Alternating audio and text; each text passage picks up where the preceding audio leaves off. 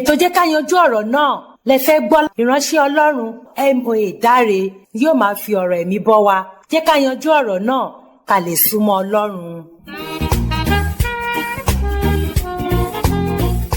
Gbogbo ipá àti agbára òun ni ó jẹ́ tiyín. Ọlọ́run jẹ́ ká yanjú ọ̀rọ̀ náà níbi gbogbo, ní àkókò gbogbo, ní òní tí àwọn ènìyàn yín tẹ́tí sí lórí afẹ́fẹ́. Bàbá dúpẹ́ o, Ọlọ́run gba ọpẹ́ wa. Jésù Olúwa wa, àmín.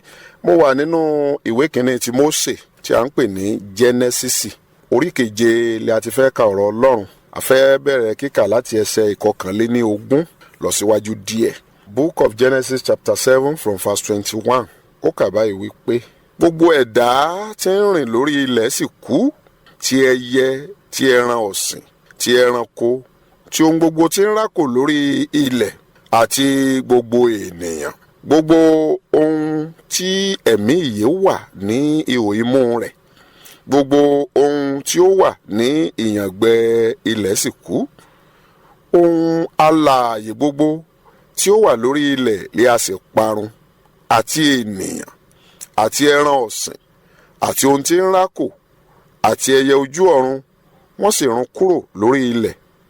Nóà nìkan lé ó kù, àti àwọn tí ó wà pẹ̀lú rẹ̀ nínú ọkọ̀. Èyí ni ọ̀rọ̀ Ọlọ́run. Olúwa nínú àánú rẹ̀ kó jẹ́ kí ọ̀rọ̀ náà kó jẹ́ ìgbàlà sí etí gbogbo tó ń gbọ́. Jẹ́ ká yanjú ọ̀rọ̀ náà lónìí ní ibi gbogbo. Ọ̀rọ̀ tí Olúwa ń bá wa yanjú lónìí òun la pè ní gbọ́ ìwàásù Nóà. Gbọ́ ìwàásù Nóà. Etí ìgbọ́ àyàgbàṣe ọ̀rọ̀ Ọlọ́run tó ń jáde yìí lórí afẹ́fẹ́ sí ọ níbi tó wà báyìí. Etí ìgbọ́ yẹn Ọlọ́run yóò fi fún mi àti ẹ. Kò ní jẹ́ kí ọ̀rọ̀ yìí kó jẹ́ pàṣánà wá lọ́jọ́ Kristi ológo. Jésù Olúwa wa, àmín. Ní àkọ́kọ́, ìkìlọ̀ ni ọ̀rọ̀ Ọlọ́run yìí jẹ́. Ìtúsílẹ̀ ni ọ̀rọ̀ Ọlọ́run yìí jẹ́. Ìmúpadàbọ̀sípò sì ni ọ̀rọ̀ yìí pẹ̀lú. Ìyẹn ló fi ń jẹ́ ká yanjú ọ̀rọ̀ náà. Let's settle the matter. Ohun tí wọ́n bá ń yanjú ó túmọ̀ sí pé àlàáfíà wà níbẹ̀. Níbi tí ènìyàn 2-3 bá kóra wọn jọ sí, tí wọ́n sọ òótọ́rọ̀, tí wọ́n sì sọ̀rọ̀ bó ti yẹ kọ́rọ̀ orí tó sì yanjú, ayọ̀ máa wà níbẹ̀. Ìyẹn ló mọ̀wé Ámọ́sì orí 7 ẹsẹ̀ 3 tí a ń pè ní Amos 3:3 wípé ǹjẹ́ ènìyàn 2 lè wà tí ó máa rìn pọ̀ láìsí pé wọ́n rẹ́? Tí wọ́n bá ń rìn pọ̀, wọ́n ti yanjú differences tó wà láàrin wọn ni. Ìyẹn ló fi fún wọn lórí ọ̀fẹ́ láti lè rìn pọ̀. Àwa àti Ọlọ́run, òun ni ọ̀rọ̀ Ọlọ́run jẹ́ ká yanjú ọ̀rọ̀ náà. Òun ló ń túmọ̀ sí ìwọ pẹ̀lú Ọlọ́run, èmi pẹ̀lú Ọlọ́run. Ká yanjú ohun tó ń bẹ láàrin wa tí ò jẹ́ àárẹ̀, tí ò jẹ́ a lè so ohun gbogbo pọ̀ ní ìṣọ̀kan. Ọlọ́run jẹ́ ká yanjú ọ̀rọ̀ náà, ó yanjú ẹ̀ fún wa lónìí lórúkọ Jésù Olúwa wa, àmín. Nóà wàásù, ó ní iye ọdún tó fi wàásù. Nóà ké, ó ní iye ọdún tó fi ké. Nóà pariwo, ó ní iye ọdún tó fi pariwo. Arákùnrin àtàrábìnrin tó ń gbọ́, jẹ́ ká yanjú ọ̀rọ̀ náà. Mo mọ̀ wípé ó agree pẹ̀lú mi wípé igbe yìí náà sì ń bẹ ládùúgbò káàkiri. Igbe yìí ń bẹ nínú rédíò, igbe yìí ń bẹ nínú móhùnmáwòrán, igbe yìí ń bẹ nínú ẹ̀rọ alágbèéká, àwọn nǹkan tí wọ́n ń tẹ̀ jáde. Ara àwọn míì tí ó sọ wípé give your life to Christ today because tomorrow may be too late. Àárẹ̀ àwọn míì tó gbé lọ́wọ́ báyìí, wọ́n tún lọ tẹ̀, wọ́n tún gbé lọ́wọ́ báyìí, wọn ò pariwo, wọn ò sọ̀rọ̀. Wọ́n bá ń wo ìwé, wọ́n bá ń wo orí Facebook nígbà míì, wọn ò tọ̀rọ̀, wọn ò pariwo, wọn ò ṣèkan, wọn ò disturb ẹni pé ń kọjá. Ṣùgbọ́n wọ́n kàn lọ tẹ pépà yẹn, wọ́n sì gbé lọ́wọ́ báyìí wípé fi ayé rẹ fún Jésù kí ilẹ̀ kí ó tó ṣú, nítorí pé ìgbàlà níláyé. Ẹlòmíà tó kọ síbi ayé wípé don't give up, don't give up, your miracle is on the way. Ẹlòmíà kọ̀ mí àgbé sọ́wọ́, a ní Jesus Christ is the way, is the truth, is the life. Àti bẹ́ẹ̀ bẹ́ẹ̀ lọ. Ìyẹn ni igbe Nóà, ìyẹn ni ìwàásù Nóà, ìyẹn ni ìkéde Nóà. Tí n bá rí ènìyàn tó lóun ò mọ Bíbélì kà ni ò jẹ́ kóun ó lè mọ bóun ti wàásù, màá wò wípé àìfẹ́sẹ̀ kan ni. Nítorí pé irú ẹni tí wọ́n kọ, bóyá Yorùbá ní eré àbítọ́ wà, tàbí Haúsá ní eré àbítọ́ wà, tàbí ewúlé ìbò níbi tó wà, tí wọ́n gbérú páálí fún ọtọ́ adúlẹ̀ náà tó gbé lọ́wọ́ báyìí. Kò sí, ó dà kó jẹ́ ẹlẹ́sìn èyí tí ò sínú Jésù rárá, yóò wò ó ṣeéṣe kó pòṣe lé ọ, yóò wò ó ṣeéṣe kó mọ́ ọ lójú, ṣùgbọ́n ti rí. Bíbélì sì wípé a ó kéde ìrere yìí ní gbogbo ayé láti jẹ́ ẹ̀rí gbé àwọn tí ò bá gba Jésù lólúwa àti olùgbàlà. Ó ní lẹ́yìn ìgbà yẹn ló pé ó dé. Ọ̀bà pọ̀ ti ṣiṣẹ́. irú ẹni yẹn ò lè bọ́ mọ́ lọ́jọ́ ìdájọ́ tí ò bá fàyè rẹ̀ fún Jésù. Irú ẹni yẹn ò lè bọ́ mọ́ lọ́jọ́ ìdájọ́ tí ò bá ronúpìwàdà. Wọ́n sọ pé ẹ̀ṣẹ̀ dóró má dẹ́ṣẹ̀ mọ́ kọ́ sínú pépà wọ́n gbé lọ́wọ́. Kò dìgbà tó bá mọ̀ ìwé kàkọ́ tó ṣe wàásù. Dẹ́ ìgbésí ayé rẹ̀ gan-an náà wàásù tún wà ní. Nóà wàásù, Nóà kéde, Nóà kìlọ̀. Ṣùgbọ́n síbẹ̀síbẹ̀ àwọn ènìyàn wọ́n kọ etí ikún sí, nítorí pé wọ́n wò wípé bílẹ̀ tí ń ṣú tilẹ̀ mọ́ ayé ò lè yí padà. Nígbà kan a wà ní inú ẹgbẹ́ akọrin, mo sì lè rántí orin yẹn. Àtìgbà yẹn lórin yẹn wá ń jẹ́ ohun tó ń lago gbingbin inú ayé mi pé ọ̀pọ̀lọpọ̀ nǹkan náà ti fi kọ́ wa. Orin yẹn wípé Nóà kéèké o, ẹ ronú ẹ pé wá dá, ìkún omi fẹ́rẹ̀ dé. Nóà wàásù, ẹ ronú ẹ pé wá dá o, ìkún omi fẹ́rẹ̀ dé. Ṣùgbọ́n èṣù ti kangi mọ́ wọn létí o, wọn kò gbọ́. Ọ̀fẹ́ gbọ́ lẹ́ẹ̀kan sí. Nóà kéèké o, ẹ ronú ẹ pé wá dá, ìkún omi fẹ́rẹ̀ dé. Nóà wàásù, ẹ ronú ẹ pé wá dá o, ìkún omi fẹ́rẹ̀ dé. Ṣùgbọ́n èṣù ti kangi mọ́ wọn létí o, wọn kò gbọ́. Nígbà táwa ń kọrin yẹn, a kàn ń kọrin torí àwọn inú ẹgbẹ́ akọrin ni àmọ̀túmọ̀ ẹ̀ dáadáa. A kàn ń kọrin pé orin wa yẹn dùn, wọ́n gbádùn orin wa yẹn gan. Ṣùgbọ́n nígbà tá a ń dàgbà yẹn, àwọn ìtumọ̀ orin tá a ti kọ tó a ti jẹ́ kò lè parẹ́ mọ́. Ó wá ní ìtumọ̀ tó lágbára nínú ayé wa. Ta ló mọ̀ nígbà yẹn wípé oníwàásù jẹ́ ká yanjú ọ̀rọ̀ náà yìí yóò jẹ́ pásítọ̀. Ẹlòmíì ti di accountant, ẹlòmíì ti di director báyìí nínú gbogbo wa ń gbà yẹn. Ṣùgbọ́n àwọn nǹkan tá a jẹ nígbà yẹn ló ń ṣiṣẹ́ yìí. Pé Nóà kéèké, ọ̀rọ̀ Ọlọ́run wá ń sọ lónìí wípé gbọ́ ìwàásù Nóà, ọ̀ ń sọ pé Nóà ọ̀ ń dà. Ọ̀rọ̀ Ọlọ́run tó ń jáde yìí Nóà ni. Olùṣọ́ ọjọ́ yín yẹn tí ò dalẹ̀ májẹ̀mú pẹ̀lú Jésù, Nóà ni. Bíṣọ́ọ̀bù yín yẹn tí ò dalẹ̀ májẹ̀mú pẹ̀lú Jésù, Nóà ni. Adikines, diakoni, dikin tí ò dalẹ̀ májẹ̀mú yẹn, Nóà ni. Evangelist yẹn, apostle yẹn, jíò yẹn tí ò tí ì dalẹ̀ májẹ̀mú o, Nóà ni. Torí náà Nóà ó kéékèèké, ọ̀rọ̀ Ọlọ́run wá ń sọ fún ọ lónìí pé gbọ́ ìwàásù Nóà. Ọ̀pọ̀lọpọ̀ ọdún ni Nóà fi wàásù. Orin tèmi náà kọ fún ọ yẹn tá àpilẹ̀ ẹ̀rọ ni. Àwa náà ti di kọ̀mpósà ńgbà yẹn, àwọn tó kọ́ alórin lókù lálẹ́ pé ń kọ̀mpósà, wọ́n kọ́ alórin yẹn. Orin tèmi náà kọ yìí, òun náà tó sọ wípé ó ní ṣùgbọ́n èṣù ti kangi mọ́ wọn létí wọn kò gbọ́. Torí pé wọ́n lérò wípé bí ó ti máa rí lọ́nu tí ẹ wo bàbá wa kan tó kọrin inú orin yẹn. Ó ní wọ́n ń fọmọ fọ́kọ, wọ́n ń fìyàwó fún ni, wọ́n ń ṣe patí lọ. Gbogbo nǹkan ní ń ṣe lọ́wọ́ òráyè tọlọ́run mọ́. Ó ní lójijì nìkún omi dé. Òjijì nìkún omi dé. Àwọn mìíràn tí ẹ sọ tán, wọ́n lé gbogbo ọkọ̀ jíjẹ́ títí Nóà kàn kalẹ̀ ni wọ́n bàjẹ́ ni wọ́n dọ̀tí, kí ṣe pé wọ́n lọ wo wọ́n ṣe ìdọ̀tí síbẹ̀ kó tó yá náà. Àwọn náà ni wọ́n tún jìyà ìdọ̀tí yẹn, síbẹ̀síbẹ̀ náà wọn ò ronú. Gbogbo àkókò tí bàbá yìí fi ń kan ọkọ̀, yẹ̀yẹ́ ni wọ́n fi ń ṣe. Bàbá àti màmá tó ń gbọ́ jẹ́ ká yanjú ọ̀rọ̀ náà, ṣé wọ́n náà máa fà àwọn oníwàásù tòótọ́ sí yẹ̀yẹ́ báyìí? Pàápàá jùlọ gbogbo àwọn oníwàásù tí ò dalẹ̀ májẹ̀mú, gbogbo àwọn oníwàásù tí ò sín gbẹ́rẹ́, gbogbo àwọn oníwàásù tí ò tí ì lọ gbàgbára lọ́wọ́ bí tí wọ́n ti ń lọ gbàgbára kiri ayé, ọmọ fi wọ́n sí yẹ̀yẹ́ báyìí. Wọ́n ní wọn ò níná nínú, wọn ò níná, àwọn olùṣọ́ tiwa yẹn ò níná nínú, àwọn bíṣọ̀bù yẹn ò níná nínú, àwọn evangelist yẹn ò níná nínú, àwọn jíò yẹn ò níná nínú. Ọ̀wá ń bẹ́ kiri bí ìgalà, ọ̀ ń sá káàkiri bí ìgalà, ọ̀wá ń kó sọ́wọ́ wọn lónìí. Ẹlòmíà ló ń fẹsẹ̀ rìn láti ibi ìsọjí kan padà lọ lé, ẹlòmíà ní òun fẹsẹ̀ rìn láti orí òkè kan padà lọ lé, àti bẹ́ẹ̀ bẹ́ẹ̀ lọ. Ọ̀wá ń kó sọ́wọ́ àwọn tó ti dalẹ̀ májẹ̀mú káàkiri ayé, ọ̀hún kó sọ́wọ́ wọn nítorí pé ọkọ̀ láti gbọ́ ìwàásù Nóà. Mo pè ọ́ lónìí, gbọ́ ìwàásù Nóà, nítorí pé òpin dé. Bàbá yẹn kọrin, ó ní nígbà tí omi yìí wá pọ̀, ó ní kan sáré jẹ̀nẹ̀jẹ̀nẹ̀jẹ̀nẹ̀, ó ló dúró níbi ilẹ̀kùn ló ń pariwo Nóà Nóà Nóà sílẹ̀kùn fún mi.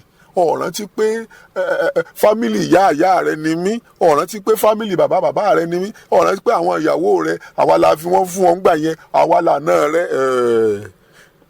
Bàbá olórin yẹn ó ní mo ló ti pẹ́ ó ti jù mo lẹ́pa òbóró mọ́. Ẹnìkan sì ń gbọ́ ọ̀rọ̀ Ọlọ́run lónìí, kò mọ̀ ní pẹ́ jù fèmí àti ẹ̀. Àkókò tá a lè ṣe ètò la wà yìí. Ìwé oníwàásù orí 3 ó ní ohun gbogbo ni àkókò wà fún. Ìgbà bíbí ni àti ìgbà kíkú, àti bí ọba ìgbà yẹn ti kọjá, ìgbà tó kù ni pé ó kú, kò sí ní tó lè ṣe sí yẹn. gbọ́ ìwàásù Nóà bí wọ́n ti ń gbọ́ lórí jẹ́ ká yanjú ọ̀rọ̀ náà. Ìwọ náà ti ẹ̀ ṣàkíyèsí pé ọ̀rọ̀ yìí kì í ṣe pé mú gbá wá má wò wá àníkọ́sá dé ìjọba ọ̀run. Dé ìjọba ọ̀run ni. Torí pé ìyanu tí ènìyàn lè rí gbà láyé tí ò lè ṣírú ẹ̀ láyé ni kó nígbàlà ọkàn. Mọ́tò yìí ṣe ìyanu. Ọ̀gbọ́n dáadáa, mọ́tò kì í ṣe ìyanu. Ilẹ̀ kì í ṣe ìyanu. Abroad kì í ṣe ìyanu. Físà mi ti wá bọ́ sí bàbá wa jẹ́ ká yanjú ọ̀rọ̀ náà. I want to thank bàbá jẹ́ ká yanjú ọ̀rọ̀ náà. When bàbá jẹ́ ká yanjú ọ̀rọ̀ pray for me, then I went to my embassy and they gave me this visa and they gave me this. Ìyẹn iṣẹ́ ìyanu a ti kọ̀ yẹn mọ́ ọ nínú ìrìn àjò ayé rẹ nígbà tó o bá sì ti ní Ọlọ́run tó lu àkókò bá sì tó ọ rí tó o sì put effort tó ń tí wọn ní kọ́ sí tó o ṣe wàá rí ìyanu yẹn ìkọ́ ni ìyanu ìgbàlá ọkàn rẹ ni ìyanu. Bí pásítọ̀ tó bá sọ fún ọ wípé owó níní ilẹ̀ rírí nǹkan kan níyanu kò tí ì sòótọ́ ọ̀rọ̀ fún ọ. Òótọ́ ọ̀rọ̀ tó nílò ni pé gbọ́ ìwàásù Nóà kó lè jẹ́ ẹni ìtẹ́wọ́gbà, gbọ́ ìwàásù Nóà kó lè jẹ́ ẹni ìdáláre, gbọ́ ìwàásù Nóà kó lè bá ọkọ̀ náà ọkọ̀ kẹ́yìn òun là ń sọ̀rọ̀ nípa rẹ̀. Irú ọkọ̀ Nóà yẹn kọ́ ni ọkọ̀ tó ń bọ̀ mọ́ báyìí. Nítorí pé Bíbélì wípé ó ní ọmọ ènìyàn yóò sì yọ ní àwọ̀ sánmọ̀ lọ́wọ́ wait 1 Thessalonians chapter 5 ó ní ọmọ ènìyàn yóò sì yọ ní àwọ̀ sánmọ̀ ká Thessalonians yẹn 1 Thessalonians ká chapter 1 ká chapter 2 ká chapter 3 yóò lè yí ọgbọ̀n bá fi di chapter 5 wàá rí ọ̀rọ̀ Ọlọ́run. Ó ní àwọn òkú nínú Kristi ni yóò sì gbọ́ ohùn Olúwa tí ó kọ́kọ́ jí dìde wò láti lọ pàdé Olúwa lé àwọ̀ sánmọ̀. Ọkọ̀ kan ìnìyẹn o, ọkọ̀ kan ìta ń retí nìyẹn tó jẹ́ fún àwọn olódodo. Nítorí náà gbọ́ ìwàásù Nóà lónìí, má wà lára àwọn tó ń fi Nóà ṣẹ̀sín, má fi ọ̀rọ̀ Ọlọ́run yìí ṣẹ̀sín mọ́, má fi ìwàásù yìí má fi ṣe ìwọ̀sí mọ́. Nítorí pé àwọn ènìyàn ṣe nǹkan kan wọ̀nyí ṣùgbọ́n Bíbélì sọ fún mi pé nígbà tó tó àkókò ó ní wọ́n kábàámọ̀ ìgbésẹ̀ wọn. Wọ́n kábàámọ̀, wọ́n sọkún torí pé gbogbo wọn ló ṣègbé sínú omi, gbogbo wọn ló ṣègbé sínú òkun, gbogbo wọn ló ṣègbé, wọn ò lè bá Nóà wọkọ̀, wọn ò lè bá Nóà lọ. Ṣùgbọ́n mò ń pe ẹnìkan tó lè gbọ́rọ̀ Ọlọ́run dáadáa ní òní yìí wípé gbọ́ ọ̀rọ̀ ti ìwàásù Nóà, tẹ́tí sí ọ̀rọ̀ yìí kó mọ̀ wípé o ní ọ̀rọ̀ ìgbàlà fún ẹ̀mí rẹ̀. Gbogbo nǹkan tó tọ́lọ́run dá sílé ayé labá kì í ṣe pé ẹsẹ̀ fẹ́ sọ̀kalẹ̀ lọ́rùn débi pọ́ ni miracle kan ló fẹ́ lọ kó wá, miracle kan kọ́ ni yóò kó mọ́tò wá. Àlùmọ́ọ́nì tọ́lọ́run dá sínú ilẹ̀ ibẹ̀ ni wọ́n ti wà jáde tí wọ́n ti ń rí irin tí wọ́n ń rí gbogbo ẹ̀ tí wọ́n fi ṣe mọ́tò. Miracle yẹn ti wà lórí ilẹ̀. Epo gbogbo ń tà ń wà miracle yẹn ti wà nínú ilẹ̀. Ọlọ́run ti dá síbẹ̀ ó ní kò sí ohun tuntun kan mọ́. Àfi sábà máa dá ohun mìíràn nínú ìta àti dákalẹ̀ ní tá a máa lo àárìváì rẹ̀ á wà sọ di báyìí á sọ di báyìí á sọ di báyìí. Lókù má rí yẹn gẹ́gẹ́ bí miracle tó fẹ́ kágbálé, rí gẹ́gẹ́ bí ẹ̀tọ́ rẹ ni. Ẹ̀tọ́ rẹ òun ni kọ́ ní mọ́tò kọ́ bá fi ṣẹ̀ṣẹ̀ rìn. Ẹ̀tọ́ rẹ òun ni pé o fẹ́ kú lórílẹ̀‐èdè kan bọ́ sórílẹ̀‐èdè kejì. Yes, ẹ̀tọ́ rẹ ni, ẹ̀tọ́ tọ́lọ́run dá fún ọ ni. Arìnrìn àjò náà ni wá lórílẹ̀ ayé. O fẹ́ rìn àjò láti bí lọ síbẹ̀, o fẹ́ lọ mọ gbé bòmí, o fẹ́ gbé bí báyìí. Bàbá wa Abraham náà kú nílùú rẹ̀. Ọlọ́run ní kú òǹbí máa lọ bòmí. O lè lọ Amẹ́ríkà, o lè lọ Australia, o lè lọ gbogbo orílẹ̀ tó bá fẹ́ tó wù ọ́ lọ́kàn rẹ̀. O lè lọ. Ẹ̀tọ́ rẹ ni, ẹ̀tọ́ rẹ ni kì í ṣe miracle. Ẹ̀tọ́ rẹ ni kó di ọlọ́lá kì í ṣe miracle. Ó ní nítorí tiwa la ṣe ń pa kú lójoojúmọ́. Ó ló di tálákà káwa ò lè di ọlọ́rọ̀. Miracle wo lọ tó fẹ́ ọlùwọ́ wa ní miracle ni. Miracle kọ́ Jésù ti di tálákà kí wò lè dọ̀lọ́rọ̀ ni. Ráìtì ẹ ni. Má jẹ́ nìkẹ́ni ó tàn ọ́ jẹ. Sọ̀rí miracle kan tó yẹ kó máa lé lọ sórí òkè. Miracle tó yẹ kó máa lé lọ sínú ìjọ. Miracle tó yẹ kó máa lé lọ sí sọjí. Miracle tó yẹ kó máa lé lọ sí sẹ́mínà. Miracle tó yẹ kó máa lé lọ síbi crusade. Ó ní pé kó nígbàlà. Ọkàn rẹ̀ yẹ kó nígbàlà. Ẹni tí ò báyìí tí ì ní ìgbàlà tó kó gbogbo ilé ayé tó ní tó lẹ́stéètì káàkiri ayé kò tí ì ní nǹkan kan. Ọ̀gbọ́n tó lórin yẹn wí ni ó lẹ́ni tí ò bá ti rí kò ní nǹkan kan. Ó bá ti rí Jésù gangan nínú ọkàn rẹ̀ ó tí ì ní nǹkan kan. Agbára láti lè ní ẹ̀mí máa yóò gbé wọ̀ ọ́. Ìwé Hébérù sọ fún mi ní orí 11 tó fọ̀rọ̀ Ọlọ́run fi hàn mí gbogbo bí àwọn ìpín wọ̀nyí bó ṣe rí tí èyí ẹ̀kọ́ tẹ̀lé láti jẹ́ kí ẹni tó gbọ́ ìwàásù ti Nóà. Orí 11 ẹsẹ̀ 2 sọ fún mi wípé nípa ìgbàgbọ́ ni Nóà nígbà tí Ọlọ́run kìlọ̀ ohun tí kò tí ì rí fún un ó bẹ̀rù Ọlọ́run ó sì kan ọkọ̀ fún ìgbàlà ilé rẹ̀ nípa èyí tí ó dá ayé lẹ́bi ó sì di ajogún òdodo ti iṣẹ́ nípa ìgbàgbọ́. Ohun tí mo kàn kẹ́kọ̀ọ́ rí ni pé ìwọ náà báyìí nípa ìgbàgbọ́ ni Nóà nígbà tí Ọlọ́run kìlọ̀ fún wọn náà nípa jẹ́ ká yanjú ọ̀rọ̀ náà. Ó ṣe kan ọkọ̀ ìgbàlà fún ayé rẹ̀, kan ọkàn ìgbàlà fún ọkàn rẹ̀ nípa gbígba Jésù Olúwa ní Olúwa àti olùgbàlà, nípa fífi ayé rẹ̀ fún Jésù Olúwa lé òní, nípa kíkọ̀ ẹ̀yìn sáyé wọ́n sì kọjú sí Ọlọ́run. Agbára tó fi ṣèyí ẹ̀mí mọ́ yóò gbé wọ̀ ọ́. Ọlọ́run jẹ́ ká yanjú ọ̀rọ̀ náà, yóò mí sí ọlọ́kàn ju bọ́ ṣe gbọ́ lórí afẹ́fẹ́ yìí lọ. Bẹ́ẹ̀ ló máa rí gbàtà tó máa pàdé ní ọ̀sẹ̀ tó ń bọ̀. Ipò rẹ ipò mi ò ní ṣòfò. Bẹ́ẹ̀ lórí o. Gbogbo olùrànlọ́wọ́ tọ́lọ́run bá gbé dìde fún prógráàmù yìí má sì dáwọ́ dúró. Bọ́ọ̀sì ti ń ṣe ọ́ níjẹ̀bi o. Ó sì bá Jésù Olúwa pàdé ní ọjọ́ ìkẹyìn láti gbèrè èyí tí kì í tí. Jésù Olúwa wa. Àmín. Gbogbo ẹ̀yin ọmọ Ọlọ́run tó wà nílùú Ìjẹ̀bú Òde àtàgbègbè ẹ kú oríire o. Bàbá jẹ́ ká yanjú ọ̀rọ̀ náà. Òjíṣẹ́ Ọlọ́run ẹni ọ̀wọ̀ MOA Dáre yóò máa ṣáájú wa nínú ìjọ First African Church Mission Incorporated Ìjẹ̀bú Diocese St. Peter's Cathedral Ìmẹ̀pẹ̀ Òyìngbò Ìjẹ̀bú Òde Ògùn State nínú ètò ìpàdé àdúrà jẹ́ ká yanjú ọ̀rọ̀ náà ní gbogbo ọjọ́ ìṣẹ́gun Tuesday kájọba Ọlọ́run làjà ní déédéé aago 6:30 sí 7:00 òwúrọ̀. Jẹ́ ká yanjú ọ̀rọ̀ náà. Let's settle the matter. Ẹ̀yin ọmọ Ọlọ́run tó wà níjẹ̀bú Òde àtàgbègbè ẹ wá ẹ jẹ́ ká bá Ọlọ́run làjà jọ sọ àsọyépọ̀ ní gbogbo ọjọ́ ìṣẹ́gun Tuesday ní déédéé aago 6:30 sí 7:00 òwúrọ̀. Wá let's settle the matter. Jẹ́ ká yanjú ọ̀rọ̀ náà nítorí pé ìwọlẹ̀ rí kàn.